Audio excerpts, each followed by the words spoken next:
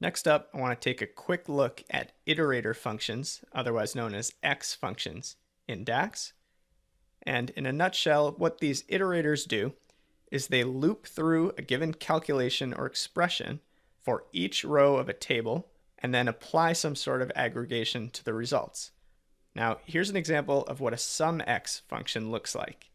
And in this particular case, the aggregation mode is a sum, but the same syntax applies to other X functions like countX, averageX, rankX, etc.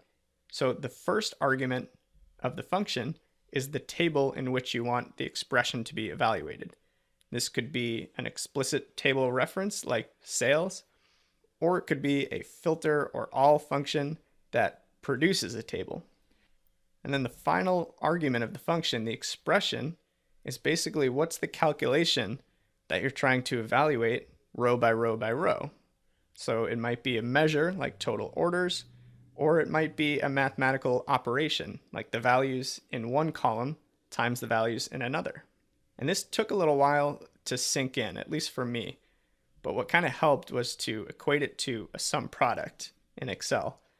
And a great example that's kind of tangible and hands-on is calculating something like price times quantity, right? So imagine a price column, a quantity column, and you run a sum product, which basically calculates price times quantity in row 1, price times quantity in row 2, over and over and over and over until it gets to the last row in the table.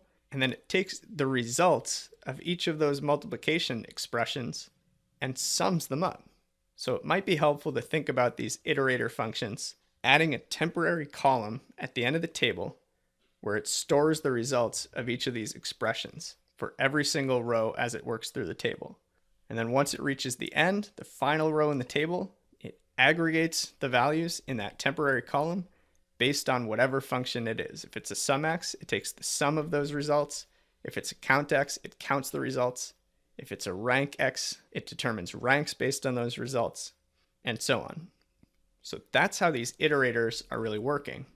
And to show you an example, what I'd like to do is head back to our AdventureWorks report and try to recreate that revenue column that we had generated with calculated columns and see if we can convert that into a measure using this SumX function. All right, so open up your Power BI report and head to the Data tab. You want to head to your sales table specifically, and you should see this retail price and revenue column. And these columns were created during the calculated column demos. For retail price, we used related, and for revenue, we simply multiplied the values in the retail price column by the order quantity column. And then as a result, we were able to create a measure for total revenue that equals the sum of that new revenue column. So there's nothing wrong with that. It's not incorrect. We're getting the proper values and it's working just fine. Our table and our data set is small enough that really there's no noticeable impact whatsoever to file size or to speed or anything like that. But if we were perfectionists and we were trying to build the leanest, most efficient possible model that we could, we would try to replicate both of these columns as a measure so that we're not actually stamping redundant data here in the table. So let's see if we can make that happen. I'm going to go back to the report view because we're going to play with our matrix a little bit. And to set up our view, let's keep this view showing category names, but let's just show the quantity sold and the total revenue.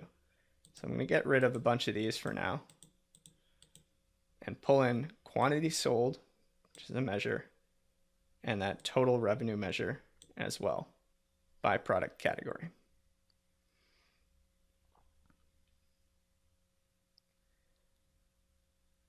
Now let's go ahead and add a new measure in our sales table. And let's name that measure total revenue underscore measure, because I want to keep the original so we can compare against it. And let's think about how the original version of total revenue was calculated. We were taking the values from the order quantity column, multiplying by the values of the product price, which we had pulled into the sales table using related. So maybe the instinct is to start with something like that. Maybe we reference the quantity field, and you'll notice that I can't. It doesn't let me. I can only get to measures here. Same thing with product price. If I try to type price, it's only giving me measure options. And that's DAX reminding us that we can't just reference blanket columns like this. We need to aggregate because DAX doesn't know what to do with a full column of values and no further instruction. So what if we try to indicate or add the aggregation right here in the formula? So instead of just the quantity column, maybe the sum of the quantity. So sum of AW sales order quantity. It lets us do that. So that's a good start. And let's multiply that maybe by the sum of the product price. You know, if we have to identify some sort of aggregation, maybe that would make sense. So press enter and lock that in. And it seemed to calculate fine. So let's grab this second version, total revenue, pull it into our matrix, and things look totally out of control here. This is telling us that products in the clothing category were sold 12,436 times, total quantity sold, and that generated a revenue of over $22 million, which, just doing the math, means that the average price for a piece of clothing is almost $1,775. So something seems a little bit off there, and as you look at the formula, it's pretty clear that the issue is with our product price field because we are summing product prices together, which doesn't make any sense at all. We could try to change this to something like an average and probably get a little bit closer. Press enter. So we're at least in the realm of something reasonable, but these numbers are not correct. They're relatively close, but this is not a valid revenue function. So we've got to just chop this down and start over. So if only there were some function that could evaluate an expression for each row in a table and iterate through the whole table and apply an aggregation to the result, that would be exactly what we need here. I think you see where I'm going with this. SumX is going to be a great fit for something like this. So let's start typing it and then walk through. So the first argument of the SumX function is the table, which table contains the rows that we'll be cycling through evaluating these expressions. Well, it's the sales table, AW sales. And the expression, what calculation are we going to be running for each of those rows? It's the calculation for revenue, price times quantity.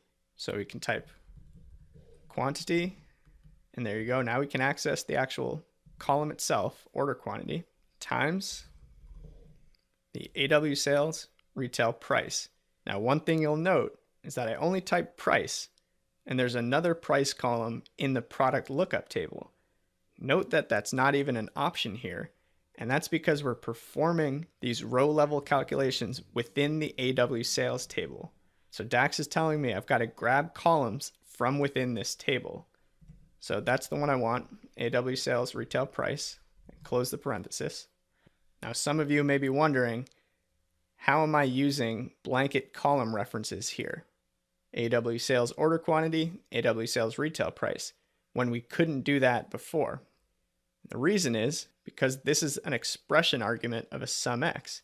And the way a SumX works is that this expression only runs on one row at a time. So I'll never need to aggregate because I'm only looking at a single value from each of those columns each time. Now when we go ahead and press enter, there we go. Everything adjusted. Our new total revenue measure matches the original total revenue measure, and we've done it using a SumX function. So in the spirit of making our model more efficient and reducing redundant data, that means we can now go back to our data, we can right click and delete that revenue column, go back to report. We're going to get an error because that old total revenue measure was built off of the column we just deleted. So we can pull that out of the visual, find it right here in our field list. You can see it's got a little caution exclamation point.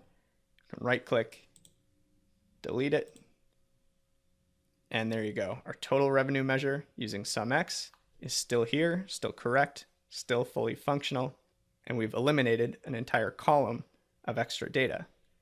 And now if you want to get really crazy, we can eliminate one more column as well. And I'm going to give you a hint at how we can do that. Looking back at our data sheet, this retail price, remember we pulled this in with related? We can follow this same logic, but embed it or nest it inside of that SUMX that we just wrote, instead of pulling the column in here and then referencing it from within the sales table. So let's go back. I'll show you what that looks like. Total revenue measure, which we can now just call total revenue because the other one's gone. And so SUMX, AW sales, order quantity. Now I told you that we had to pull columns from within that sales table, but I kind of lied. We can access columns from other tables, but the only way to do it is to use the related function. So just like we pulled a related field into the table itself, we can access values from a related field inside of a SUMX. And that related field is the product price.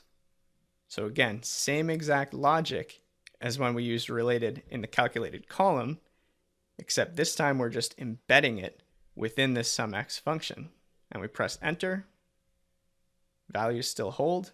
Let's go ahead and format those as currency. Perfect. And now the last little step here is to go back to our sales table, and you know it, we can delete this related column as well because we don't even need it anymore.